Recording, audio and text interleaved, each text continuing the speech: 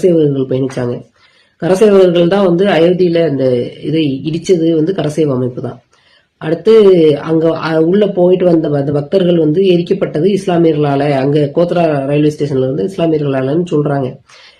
அப்படின்னு சொல்லி அவங்களுக்கெல்லாம் தண்டனை கொடுத்து அங்க அப்பாவிகள் நிறைய பேர் தண்டிக்கப்பட்டிருக்காங்க. ஆனா உண்மை நிலவரம் வந்து உள்ள இருந்து தீ பத்தினதாக அவங்க அடுப்பு பத்த வச்சதாகத்தான் இருக்கு விசாரணை அறிக்கையில.